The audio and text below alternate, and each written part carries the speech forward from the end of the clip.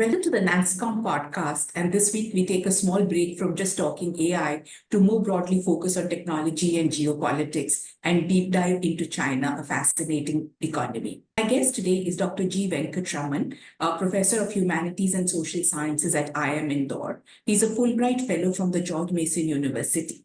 He also calls himself primarily a sinologist, I hope I got that right, and in addition has a deep interest on the key theme of business ethics. Welcome, Venkat, for this podcast. Thank you. Thank you so much, NASCOM. Thank you, Sangeeta, for having me here. So, Venkat, I want to start with a broader question, right? In the past, geopolitics has always been about very different dimensions. Today, technology is increasingly becoming a key pillar of geopolitics. How do you see this whole, whether it's partnership between what is now we call friendshoring or different economies that are more adversarial, all on the basis of technology and, every nation's quest to become a technology sovereign nation. So, is there a reversal of globalization that potentially technology is creating? Very good question to begin with. The current problem with technology, especially, it has got amplified in the form of what we all know now is artificial intelligence. And about artificial intelligence, it is being said that artificial intelligence is, not deterministic, it is probabilistic. So given that, what will come out of the different algorithms, no one knows actually. So the more access you have to data, the bigger access you have, the more access you have to supercomputing methods. What you can do is, just play around different permutations, combinations, and see what is it that is possible. So if you look at, the current context with, the US-China, tech war, what people are saying. So given that AI is, not deterministic, the supply of chips that, has the tech supply chain has got disrupted. So the Americans feel that because the Chinese have already got a first movers advantage on the 5G front, which has, implications for militaristic use. So therefore, the Americans don't want to take any chance whatsoever. And so therefore, there is a disruption of tech supply chains. They say that we don't want to take any chance. We don't want to, allow a supply of chips, which might be used by Chinese for military purposes. Chinese say exactly the reverse. They say that, we are not doing, but then there is a huge trust deficit. Now, AI has added a new dimension, as I said. The possibility of usage of AI for civilian and military use both is something which the Americans, are aware of, and they cannot afford to take the risk to what extent it will be done. So the best way is to choke. To what extent it can choke China? That's a bigger question. But yes, I think heart of the problem is, especially from the US-led Western, perspective, how is the Western world, both the multinational corporations and the state, going to work with each other in alignment of their own interests? Because fundamentally, multinational corporations work to maximize shareholder value, whereas the state, the objective or mandate of the state is promoting national security. That is not much of a problem for China. That is a problem for US. I think it's a fascinating subject because, in the past, like I said, technology was just a sector. Today, technology has become fundamental to businesses, to economies, and the aspirations of different societies, right? And I think that's why the whole quest for technology sovereignty is, as we keep hearing about. Exactly. Where do you see India playing in all this, right? Because US has its own big tech companies who are doing very well. China has the state-led muscle, which is making sure that they provide the right infrastructure, incentives, subsidies to help them grow. Where do you see India in all of this? Well, India, right from our beginning, we have this policy of, if you look at, I give you an example of some time back, how the world was going through a period of tension during the Cold War because of the nuclear arms race. So I think when the nuclear arms race was taking place, the big powers were talking of arms control. They had the arms, they were talking of arms control. Whereas a country like India said that, let us talk about universal disarmament. So if I take a parallel from that, I think India has already made it very clear that we are more in favor of using AI for civilian purpose. So this call for AI for all. You know, so India is, I suppose, in a position, two fronts we can talk. How does India look at AI on its foreign policy front? How does India look at AI from its domestic purpose? Now, from the domestic purpose, 2018-19, when Finance Minister Nirmala Sitharaman asked Niti Aayog to come up with a plan, AI development plan. And that way, we are a bit of a late starters. I think given our financial constraints, it's very important for us to take a leaf out of our enemy's book, that is China, our adversary's book, not enemy, adversary is the right word, adversary's book. That how do we develop new forms of public-private partnerships? How do we, ensure that the state alone, for different reasons which are very obvious, cannot alone, bring in AI. How do we involve, the non-state actors? That includes universities, that includes research institutions, that includes, our private corporations. How do we mobilize, support from multiple constituencies to to basically formulate and create a conducive AI ecosystem. So, down the line, if time allows, and in the point during our conversation, if we bump into that point, I will elaborate a bit. What did Chinese do, to develop their AI prowess? Sure. Now, Sorry, I just wanted to move to the next question, Venkat, Yeah. which is, that there's been in the COVID plus years, there's been a lot of talk of the whole China plus one strategy, particularly when it comes to manufacturing. And, we've talked about different economies, whether it's Vietnam or Indonesia, Thailand, India, all of whom are saying, can we become the alternate to China? Yet, I think if you look at data, right, China continues to be very, very predominant, if not growing, right? So how do you see any decoupling happen, or is it some people will play on the fringes, but China continues to be the manufacturing leader that it is? Oh, yes. You see, the appetite which China had for, FDI is not funny. And the moment COVID came, suddenly it was helter-skelter for many corporations, and this China plus one strategy came. We need to understand that, of different markets now, the Chinese domestic market, whether it is B2B or B2C, it has a huge appetite.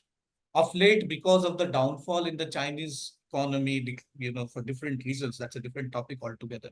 There are different interpretations whether the Chinese economy is, on a decline, irreversible decline, or it is, just plateauing, or it will rise before it takes a break, etc., etc. Let's not get into that. But the point is that it is impossible to completely decouple from China. And, one of the interesting research that has come out recently, it's a joint paper developed by a scholar based in Harvard Business School and another scholar based in Tufts School, where they argue that despite this trade wars, despite talk of decoupling, in fact, trade has intensified. Right, exactly. But it's not the other way around.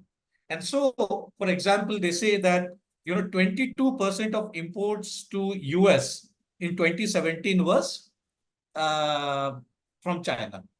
In 2022, it became 17%, 17%. So there is a decline of 5%.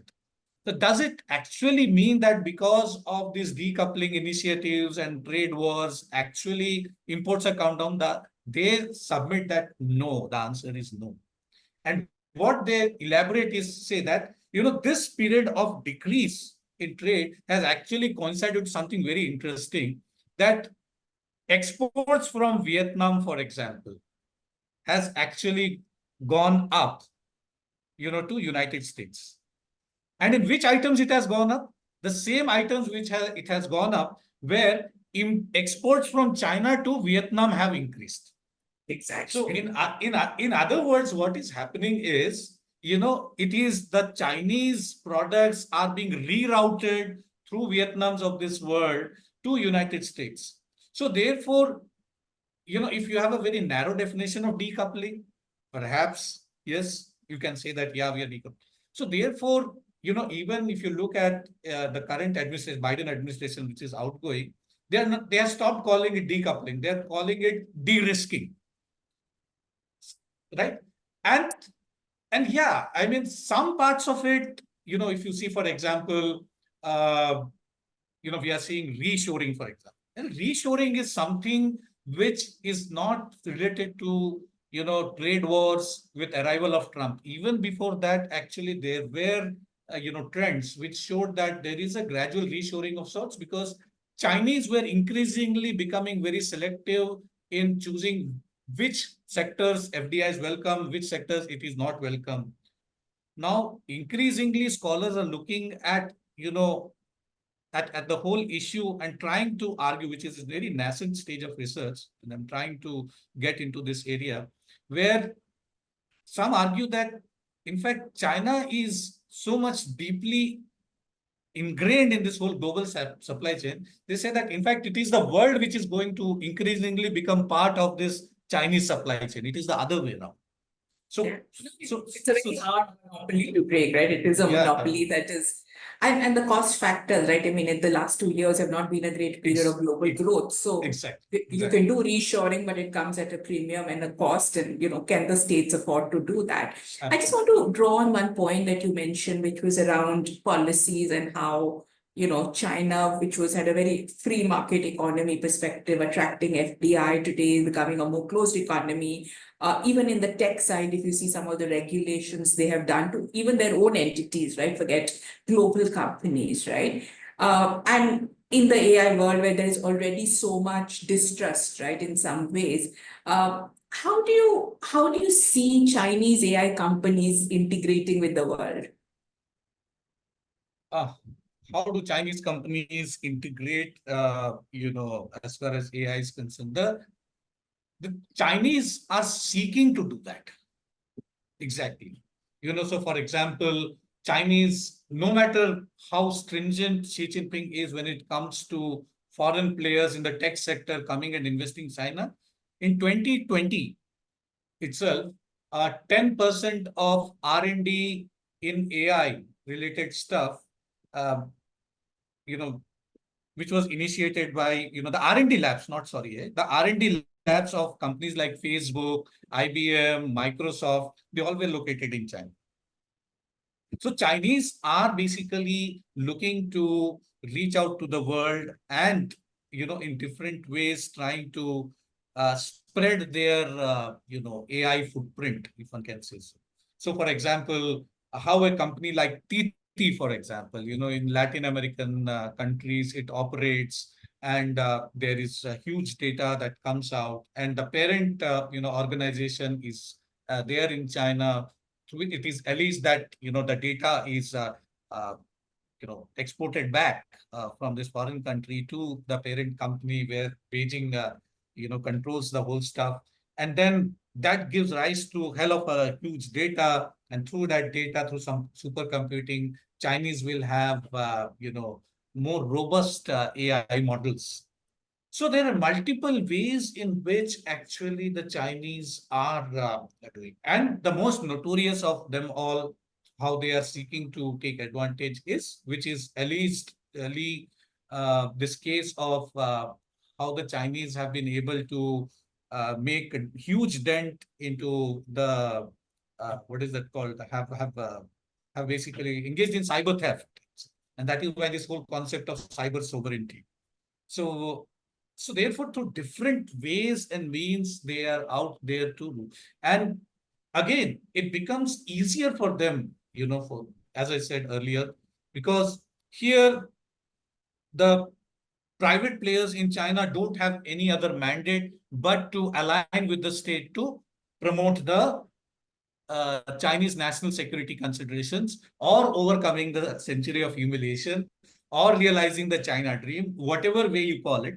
The point is that there is a very good alignment between the state and the tech players here to promote. And whoever does not fall in line, they are basically brushed aside.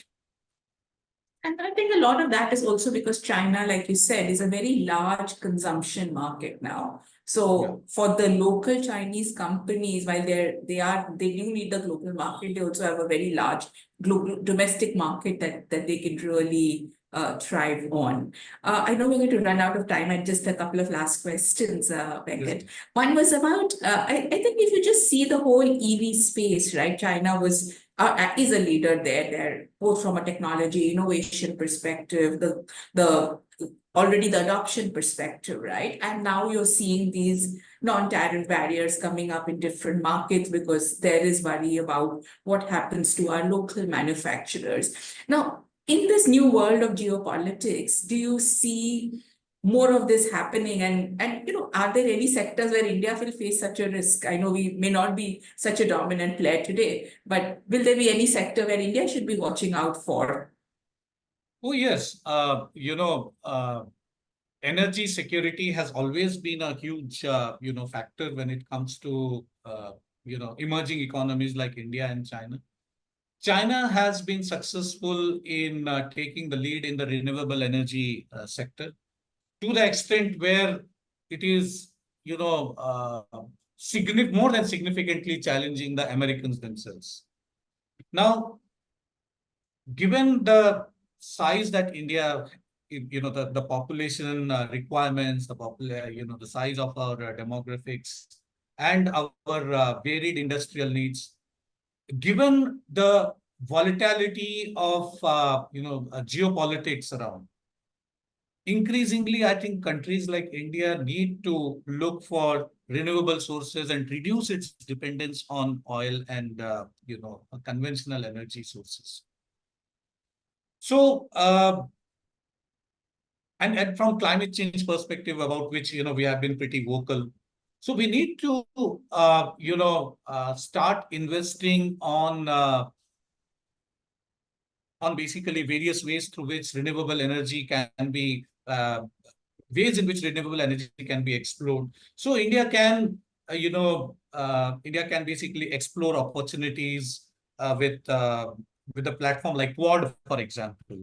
India and US are both democratic countries, so both have a significant understanding with each other in terms of promoting science and technology. So I think domestically and on a foreign policy front, we need to uh, start becoming a more proactive in terms of how we go about. Otherwise, the Americans are facing the music now on the renewable energy front. In the same, way, perhaps, we might also end up, facing a very difficult set of choices. So before, we are flooded with, or, we're confronted with those kind of difficult choices, I think it's very important that, we start planning ahead. Yeah, very helpful. Now, my last question, Venkat, is really around the US elections. We have a presidential election coming up. And of course, it's a very strong fight that is happening currently. Do you see either the Republicans or the Democrats, whoever gets elected, we don't know that, but how do you view them versus India and China, right? Will the adversary nature of the relationship with China continue? Will they want to do, both sides will want to do more with India, or do you see the whole equation somewhat changing if one is elected and one is not? The problem with Trump, if he wins, is that he's very unpredictable. People have said that he is someone who is deal maker. So the unpredictability of Trump's policies, his first term saw trade wars and tech wars. What will his second term see? We don't know. Perhaps we might see a US having a more open kind of an attitude towards China? I don't know. And one may even see a more stringent policy. Now, if Kamala Harris comes, let's say, then also it might be a question of magnitude of anti-China sentiment in US, but I think the anti-China sentiment overall is irreversible. And so therefore, one can say that there is a broad level of bipartisan consensus, and definitely China is, no matter which administration comes, they are not going to give an easy time to China. So we are going to see this US-China confrontation in different domains for some time to come. Now, as far as India is concerned, I think given the unpredictable nature of Trump most likely to come, and given that Americans, no matter what, finally they are entitled to and they will look after their own national interests. China will look after its own national interests.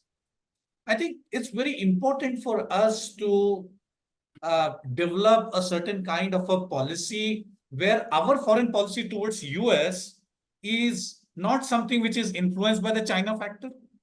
Similarly, our relationship with China, we should not allow the US factor, how US is looking at China, and then try to study that and accordingly frame our policies. We should not be trying to do that. I think for our own national interest advancement, the best a choice for us is to develop a certain sense of neutral. For example, how India was able to take a very firm stand when the Americans laid sanctions on Russia and the Ukraine war. India said that, sorry, we have our own national interest to safeguard. So there are a certain section of people in India who are very keen on having someone like Trump, because Trump is very much anti-China, and say that that will be a shot in the arm for India. I think I'm someone who doesn't advocate that kind of an approach. What Americans do with China, it is Americans' problem. What Chinese do with Americans, that is the Chinese problem. I think we have arrived at a certain stage in our there is a certain status which India has, and we are in a position to take certain stands based on the issue's merit. So I think we should not try to factor in US policy towards China when we are talking about Indian policy towards China. In other words, we need to have issue-based stand, and people call it different names. So you can say that, are you saying India should go back to non-alignment? The non-alignment is a name none of us like today because it's very outdated. But then, our policy has been independent, and we should continue to frame our foreign policy, without having the American or the Chinese lens. Yeah, I think very well articulated, Venkat. India needs its own playbook. We don't need a China playbook. We don't need a US playbook. We don't need a EU playbook. We need India's own playbook, which plays on India's strength, India's place in the global environment, and of course, areas where India can build global leadership. Thank you so much for this very, very enlightening conversation. And we hope to connect with you again and have you back on this platform again soon. Thank you so much. Thank you, Sangeeta. Thank you so much. Thank you, Nancy.